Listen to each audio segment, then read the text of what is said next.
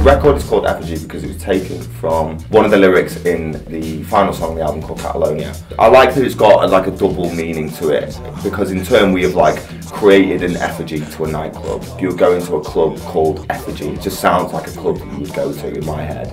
Yeah, a lot of the tracks are supposed to feel like you're walking through, waiting outside, listening to the music as you're walking in. You're walking from room 1 to room 2. And the way that I think the vocals mix, it's supposed to feel like I could either be the person next to you in this club, or I could be like the thought in your head. Mother Mary in the mirror, Jesus standing by the sink, lovebirds hanging on a wire, kissing on the beat of the band. That was kind of the main thinking behind it. I think there's like a few different meanings going on there, and like the fact that with effigies in general you can like love them or hate them or burn them alive or worship them or whatever. Yeah, I kind of liked that it had the option to be interpreted in a few different ways.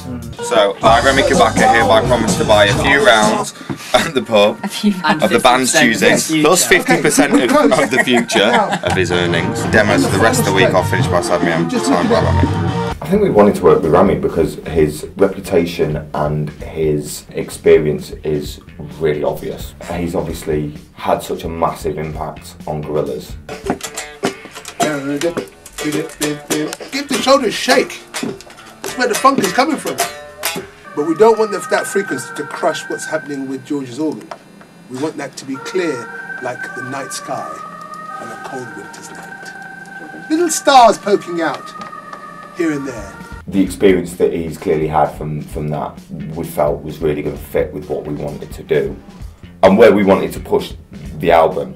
We felt like it was going to be hopefully a really good blend of the different styles and the different genres. So what we want is sort of Stone Roses over here, Rolling Stones over here.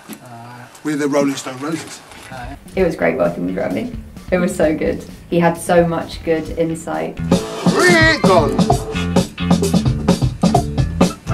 Gone. Hit the drums hard, but I want the hi-hat closed, tight. And then once we've got that, we'll move to groove number 2. And then we'll come back to groove number 1 with crashes. Fabulous.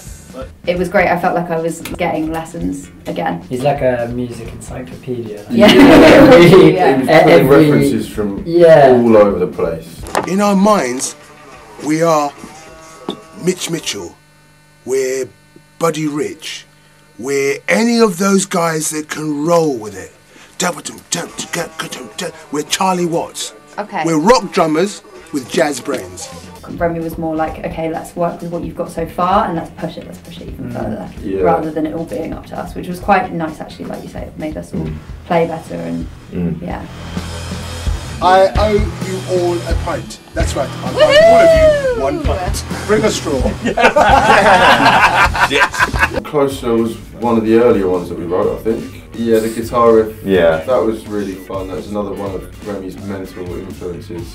I just remember seeing him stood in the room with you, shouting at you whilst you were playing this riff over and over and over again, going, no, harder, harder, no, my grandma can play harder than that. Yeah, and then he went in and really calmly was like, I think he's ready now. Also bringing that one to life, I think the video for that one was really something special because we'd never done something like that before, and having such a kind of big production on it was a lot of fun and really cool, and again it's something I'm really proud of for the visuals of that. And like that was the first thing that I showed my granddad from the album, and he was like, well, what the hell is this? So I was like, yeah, cool, I've nailed it. When we started playing them live as well, we go, okay, no, that needs to change there, and we'd shift it back, and then we'd change the demo slightly, and then, yeah, it was like this really, really nice, almost like patchworky kind of way of working, of like different things going on at the same time. I quite like that. Gold. Gold, that was the first song we wrote, and I love playing it live, and it really set the tone for the rest of the album. Felt like we wrote that and it has changed very little. I think George bringing that into rehearsal, the womp womp womp womp womp womp womp. And we put it over the speakers and we were all just like, yeah. For me, it was when you wrote your guitar part, that was when I was like, yo, okay, this is mega. Bought a new pedal, didn't I? That that's this whole album is because of that rap. Maybe we should give more of a nod to that rap pedal. Yeah, more than anything. We'll auction it off. Yeah. Once it breaks. I would say the biggest influences were a lot of like visual cues. So Enter the Void, Fallen Angels was a big one. The nightclub scene from Blade, I've talked about loads. What I like about all of those films are the visuals in those. Some of them feel really claustrophobic and like up in your face, but also they've all got this massive sense of like atmosphere and darkness to them, which I really like. I find that really useful to imagine when I'm like singing and performing and writing lyrics, because it helps pull a load of different things into the fold that's not just music. I think when we were also recording, we would talk a lot about like, where is this song, like what does it feel like, what's the weather outside, where is this character, or like you were saying, it's like character or someone whispering in your ear, like where are they in this like club scene now, like what is happening, what? Yeah, I mean I was recording vocals in total darkness, because I like that kind of stuff, of just being in a pitch black room, like really like into the mic a few times, I think. Yeah, I did, tripping over leads and stuff, trying to get in the room. Yeah, because I like it, because I think by not having any visual, like anything in sight, you get to really like stand there and think about what it is you're singing and where the person or the character or I am or I'm not. It's nice to focus in on that.